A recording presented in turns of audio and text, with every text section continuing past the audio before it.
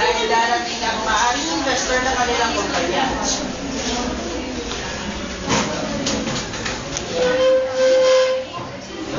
Tumayo po, sir, sa telepono. Yes, darating ang possible member natin. I want you to treat him as a boss. His name is Mr. Baltazar. Yes, sir.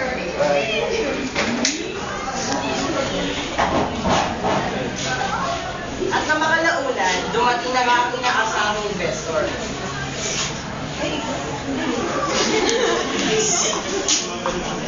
Sir, yes, sir, Baltazar. I will just send you to the office. Please, Sir Belisa. Ronaldo!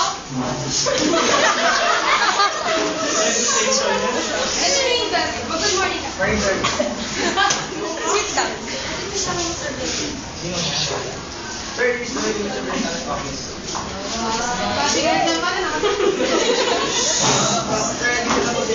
Okay, let me come in. Morning, sir.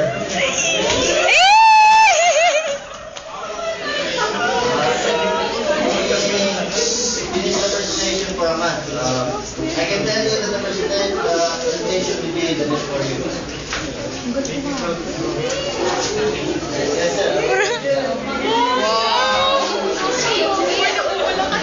Ronaldo. So, Mr. Baltazar way out? Yes, sir.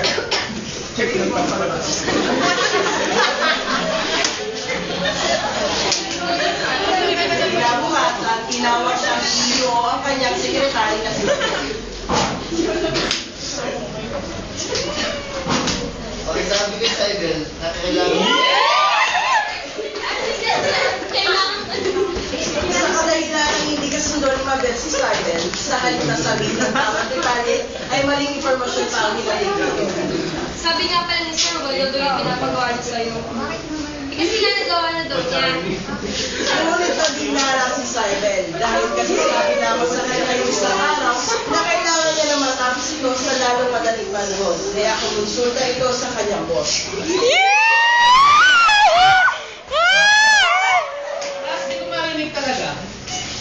Good afternoon, sir. Sir, a little bird told me that you didn't win the class that I was working for. I said you that? I'd rather not to mention you, sir. I just want to make sure you really don't need a presentation. No, I need a presentation. Okay, sir. As the day goes, Ngunit nabinala si Sybel. Kinabukasan naman si Mabel na patuloy pa rin ginagawa ni Sybel ang files na sinabi niya ng huwag nang ituloy. Masyado. Step, draw. Kinabukasan,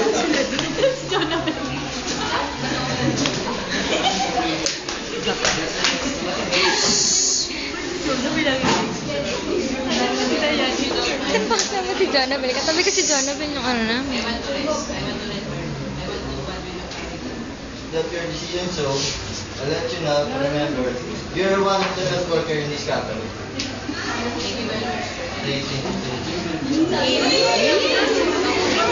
at nag-retire na ang kanyang marketing officer at dali-dali niya pinagsabi sa mga empleyado na hindi kumuha siya ng bagong marketing officer.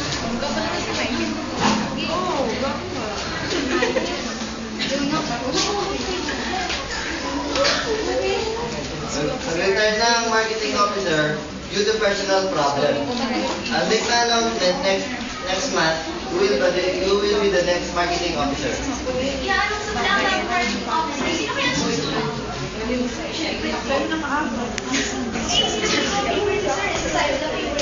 Nakamiss na nga ako si Sipsipet, pero hindi sigurado ako sa'yo. Next marketing.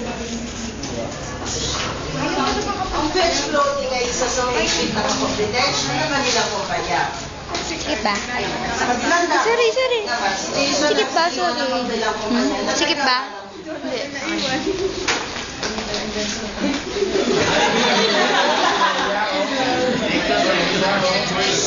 Wait! I will make my presentation next week. Ang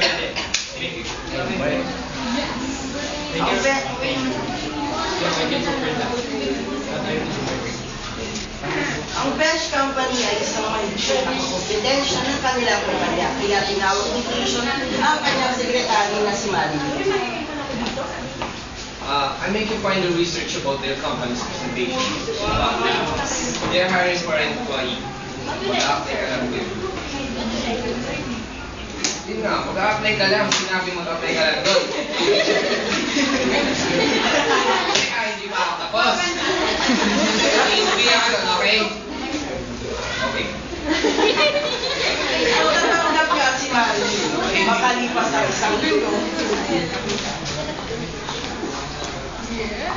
Ay, sorry!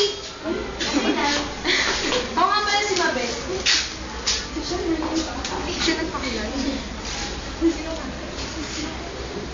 Kung bago ka dito, Ay, oo, nung saan nagpunta ako dito? saan dadalhin yan? Sa finance office daw. Saan ba yun? Hindi ko alam din. Lalaki na sa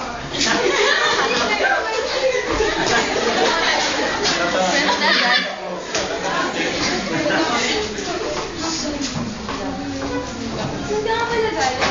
Galing ako sa T-Vibes Company. Saan yung pasensya ng ingay eh? Sa T-Vibes Company. Hindi ka na kayo basta tayo kumain.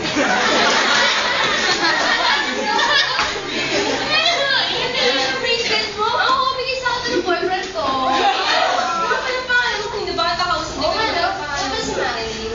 Secretary, na pala ako dito. Ay, ako din. Sekretary din ako. Hanggang ngayon? Oo. Kasi nandito. Tingnan mo din presentation niyo kasi gusto na CEO namin sa Pali sa akin kung gusto makakuha ng position marketing officer. Magpagsabi kasi sirain mo yung presentation sa akin para sa amin mapunta yung investor at sa gayon, sa'yo naman mapunta yung nakuha ng pesto. Kinabukasan, Taray talaga namin. Napag-gusto ko ng sekretary nila doon, nakasama doon yung maging presentation nila. Okay, continue your job. kinabukasan, Ben,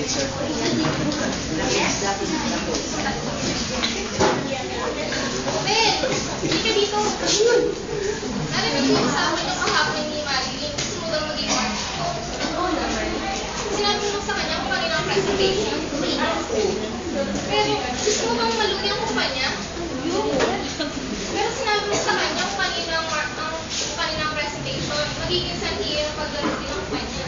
Wala, nagkamali ako masyado nagpalinang sa ilit at galit ko. Sige, gagawa ko ng paraan para di magtagumpay ang maitim na plano ni Mama. at isang araw ay natapos ang presentation na pinaghirapan ni Simon. Sa wakas, natapos tuloy ng presentation ko. Hirap din ito ang nakakita ka para maganda ang isip ko bukas. Ano nangyari ka nga dito?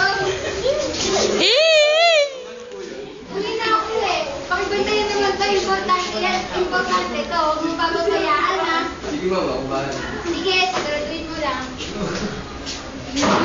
Kita ni Marilyn kung saan na ilagay ni Simon ang natapos sa presentation.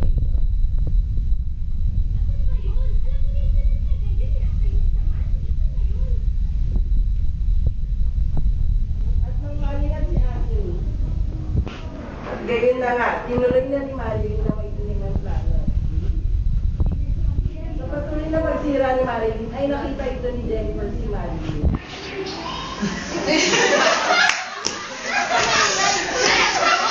Wala na yan yung nilagot sa akin. Kung sasabihin na sino may gawa natin, wala kang matibay na ebidensya. Sasabihin na.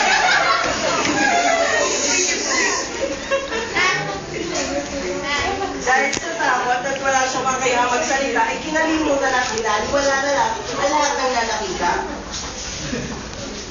Wala, ano nangyari dito? Galingat na ako. Magpaliko na siya. Kinabukasan, pumasok si Simon na may hindi sa labi at sinadugong siya ni Ate ni may galbat at namumula sa mukha sa takot. Bakit? Ano nangyari? Pasensya na. Galingat na ako. Ano? Paano yan? Presentation ko ngayon. Ano nangyari dyan? Ano mo nang kausapin? Malaki problema ko. Sira kasi... Teka. Ikaw siguro nagsira ng presentation ko, no? Kakamali ka, di ko gagawin yun. Oo, maganda na insecure sa akin. Gusto mo maging marketing officer?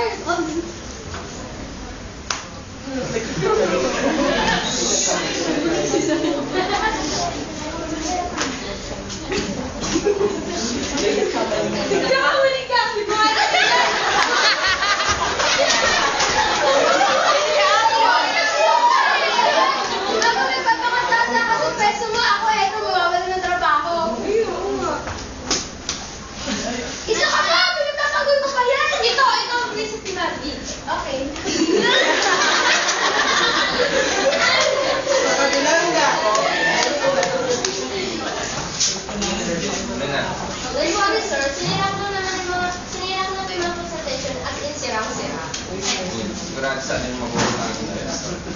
At natapos na nga ang araw na yon. Biyernes ang araw ng presentation. Your company is last.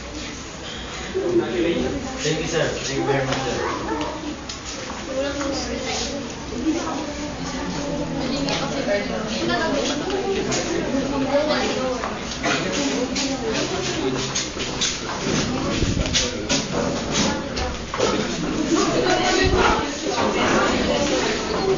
Nang umalis ang investor,